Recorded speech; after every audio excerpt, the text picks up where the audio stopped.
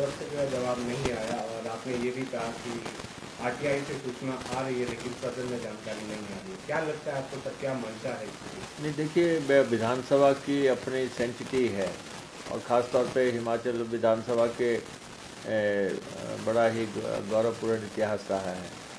लेकिन ये मैं फर्स्ट टाइम देख रहा हूँ किसी भी सरकार के इसमें में कि एक क्वेश्चन को पोस्टपोन किया गया नेक्स्ट सेशन के लिए। जो पिछले सत्र में ये क्वेश्चन लगा था उसको उसमें जवाब नहीं दिया गया और कहा सूचना एकत्रित की जा रही है। आज 7 महीने के बाद दोबारा सवाल लगा और ये लिखा है सूचना अभी भी एकत्रित की जा रही है, जबकि अब ये आप देख रहे हैं कि ये अंतिम सेशन है, अंतिम सेशन का अंतिम दिन आ गया है। तो मेंबर होने का मतलब ये है कि वो कोई भी बात जो है सरकार से पूछ सकता है जो विद इन हिमाचल घटित हो रही है।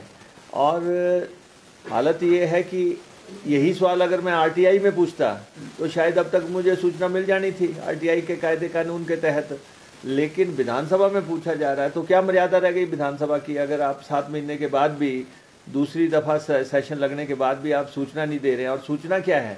हमने इनसे यही पूछा था कि 31 जनवरी 2022 तक पिछले 3 साल के दौरान आपने कितनी गाड़ियां खरीदी, और वो गाड़ियां चाहे सचिवालय ने या विभागों ने या बोर्ड्स ने या आयोग ने या जो टोटलिटी में जिस पे सरकार का पैसा लगा है वो कितनी गाड़ियां खरीदी। क्योंकि सूचना छुपाना चाहते हैं, क्योंकि अंधाधुंध गाड़ियां खरीदी है, बेतरतीबी तरीके से गाड़ियां खरीदी हैं, और जिनकी गाड़ियां अब अच्छी हालत में थी वो भी बदल दी गई हैं। लोग 2-2, 3-3 गाड़ियां लेके बैठे हुए हैं। और एक स्टेट में फ्लीट स्ट्रेंथ निर्धारित होता है, हर विभाग का भी फ्लीट निर्धारित होता है कि वो उससे ज़्यादा गाड़ी नहीं खरीदेगा, पहली गाड़ी नीलाम होगी, और वो नीलामी के भी कायदे बने हैं। आप देख रहे हैं कि लोग जो है अंधाधुंध गाड़ियां खरीदते रहे, और फिर बुलेट प्रूफ गाड़ियां भी खरीदी गई हैं। हमने ये भी पूछा था कि कौन सी बुलेट प्रूफ खरीदी है, कौन सी। अब एक लेवल तक ऑफिसर्स की गाड़ी खरीदी जानी चाहिए। मुख्यमंत्री तो सदन में कह रहे थे कि तो सामान्य प्रक्रिया है, नहीं सामान्य ऐसा है कि जहां अगर आप अरबों रुपए की गाड़ियां खरीद लेंगे और आप जो है कोई कायदे कानून का पालन, सूचना कब छुपाई जाती है? जब आप कायदे कानून का पालन नहीं करते हैं, जब आप लगातार अंधाधुंध तरीके से खर्चे कर रहे हैं। हम कह रहे हैं कि फजूल खर्ची हो रही है, हमारे उसको बेस मिल रहा है कि जब हम कहते हैं कि आप फजूल खर्ची कर रहे हैं, आप रैलियां कर रहे हैं, आप कार्यक्रम जो कर रहे हैं वो सरकारी खर्चे पे कर रहे हैं। और ये जो शानो शौकत है कि सारे फ्लीट बदल दिए जाए, अब अफसर किसी भी मेक की गाड़ी लेते जा रहे हैं, किसी भी कलर की गाड़ी लेते जा रहे हैं, उसको कोई भी कीमत की गाड़ी लेते जा रहे हैं। ऐसा थोड़ा नहीं है कि आप जो है गवर्नमेंट में एक गाड़ी का कलर है कि वाइट कलर की गाड़ी खरीदी जाएगी। गवर्नमेंट में एक लिमिट है कि किस लेवल तक किसको गाड़ी मिलेगी, और उसके जो है अगर हर आदमी जो है चीफ सेक्रेटरी 50 लाख की गाड़ी खरीदता जा रहा है, या जो है दूसरे अफसर जो है 40 लाख 35 लाख की गाड़ियां खरीदते जा रहे हैं, तो जो एक कायदा कानून बना है गाड़ियां खरीदने का, कौन सा आदमी, जिस आदमी को 5 लाख की 7 लाख की गाड़ी चाहिए वो आदमी आपका 35 लाख की गाड़ी खरीदता जा रहा है। तो आप देख रहे हैं सड़कों पे कोई हरे रंग की गाड़ी खरीद रहा है, कोई नीले रंग की गाड़ी खरीद रहा है। सरकार का एक सेंटिटी है कि उसका फ्लीट स्ट्रेंथ है, फ्लीट कितनी गाड़ियाँ खरीदी जानी है और किस कॉस्ट की खरीदी जानी है, और कितने समय के बाद उसकी नीलामी होनी है। यहाँ तो अंधेरी नगरी चौपट राजा, इसलिए जवाब नहीं दिए जा रहे हैं। सर, आज जो लिस्ट ऑफ बिजनेस है आज का, उसमें लगभग 10 विधेयक भी आज रखने हैं। हाँ। एक दिन बचा है, आपको लगता है कि चर्चाएं हो पाएंगी? नहीं, ऐसा है कि हमने तो पहले भी कहा था, आज फिर आपको हम कहना चाहते हैं कि इस सरकार ने कर्जे लेने में जो है सारे रिकॉर्ड तोड़ दिए हैं। आज उसकी बात सामने आ रही है जब ये FRBM कानून के संशोधन को लेके आ गए हैं, जो लिमिट है उसको ब्रेक करके जो है ये कह रहे हैं कि हिमाचल प्रदेश विधानसभा हमें और कर्जे उठाने की इजाज़त दे। आज वो कानून आ गया है। तो इसलिए जब हम कहते हैं कि भाई जयराम सरकार ने बड़े बेरहमी तरीके से जो है कर्जे लिए हैं और भारी भरकम कर्जे लिए हैं, और पिछले जब विधानसभा सत्र था, बजट सत्र, उसमें साफ तौर पे कहा था कि कर्जा जो है 70,000 तक चले जाएगा बाय ईयर एंड, और इस साल का लगा के कहाँ जाएगा। अब जो है आंकड़ों को छुपा रहे हैं और कर्जा लेने की लिमिटें बढ़ा रहे हैं। लिमिट जो है वो अभी आएगी बात। सरकार इजाज़त ले रही है विधानसभा से कि हमें और कर्जे उठाने की इजाज़त दी जाए। और नंबर एक ये है कि जो 118 के तहत जो परमिशनें दी जाती हैं, डॉक्टर परमार के समय में ये कानून बना था कि हिमाचल की ज़मीनें कैसे बचाई जानी हैं, और अब जो है आज कानून लेके आ गए कि जो है 2 साल से जो है जिन्होंने 2 साल से निर्माण नहीं किया उनको 1 साल और दे दिया जाए, 3 साल, 1 साल बढ़ाने के लिए। तो एक कानून ये लेके आ रहे हैं। ये सब चीज़ें जो है, हमने कल भी कहा था कि आपने जो है जिन्होंने भी यूनिवर्सिटियों के लिए ज़मीनें ली उनको आप जो है कॉलोनियाँ बनाने की इजाज़त दे रहे हैं, या लोगों को जो है जिस ढंग से आप 118 में छूट दे के काम करवाना चाहते हैं, जिन्होंने काम नहीं किए उनको 2 साल की बजाय 3 साल का समय आप म्याद देना चाहते हैं, ये जो है भावना के अनुरूप नहीं है। तो ऐसे क्या बहुत मसले हैं। अब आखिरी 24 घंटे रह गए हैं इस विधानसभा के सत्र के, और इस विधानसभा के टोटलिटी में जो हालात है, इसलिए आनन फानन जो है धक्केशाही से काम करने का प्रयास हो रहा है।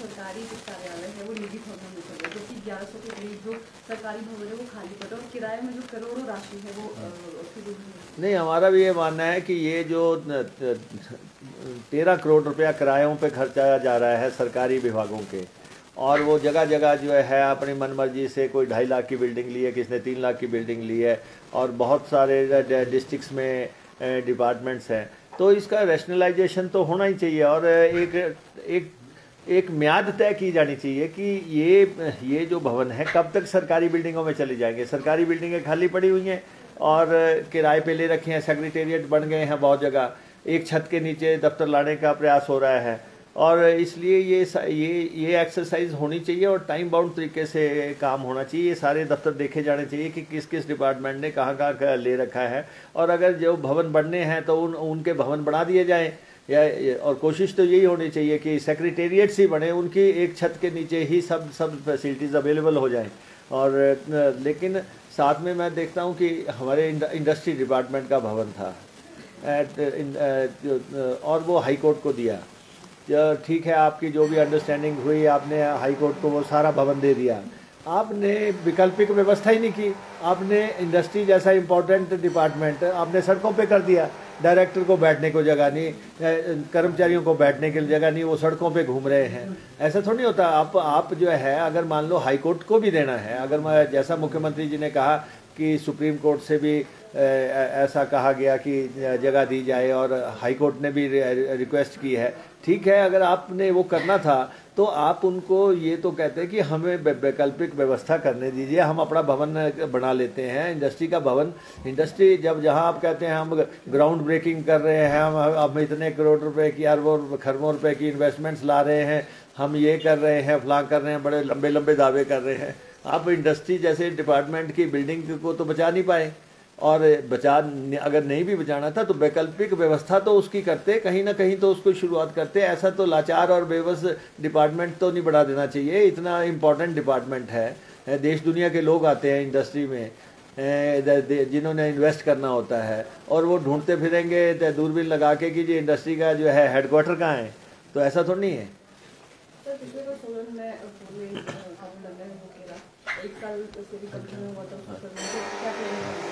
नहीं, देखिए, इसकी तो थ्रेडवेयर इंक्वायरी होनी चाहिए, पूरी इसकी जांच होनी चाहिए कि ये कैसे गिर गया, और ये जो है यूनियन गवर्नमेंट को इसका नोटिस लेना चाहिए। और आप देखते हैं, मैं सोचता हूँ कि कोई बड़ा हादसा होने से बच गया, लेकिन किस ढंग से वो बह गया, ऐसे कैसी कंस्ट्रक्शन की गई होगी, ये बिल्कुल सब स्टैंडर्ड काम का जो है सामने आ गया। और यही नहीं, मैं देख रहा हूँ कि यहाँ पे मेरी कॉन्स्टिट्यूंसी में अभी एक 9 करोड़ रुपए की सड़क बनी है, और 9 करोड़ रुपए की सड़क बनी है वो भाई जी के मोड़ से लेके करमपुर तक, वो सारी टूट गई। भाई कौन ठेकेदार हैं, कैसी सड़कें बना रहे हैं, ये किस ढंग से ये निर्माण हो रहा है, इनकी जांच होनी चाहिए। इतना पैसा लग रहा है, और यहाँ पे अभी मंडी को जाना है, ये जो पुल बनना था जहाँ पे मिलिट्री ब्रिज डाला हुआ है, अरे वो पुल अभी तक कितने महीने हो गए गिरे हुए, अब उसी पे चल रहे हैं। कोई वैकल्पिक, मतलब कि फिर कहते हैं कि सरकार विकास बहुत कर रही है। अगर काम कर रही है भाई, आप जो मंडी को जाने वाली मुख्य मार्ग है और उस पर जो एक पुल पड़ना है, उसको तो आप शुरुआत नहीं करा पा रहे हैं। ये सारी बातें आपके सामने हैं। ऐसे मसलों की तो जांच होनी चाहिए, और ठोक बजा के जो लोग दोषी हैं उनको जो है जो भी उन पे दंडात्मक कार्रवाई बनती है वो की जानी चाहिए।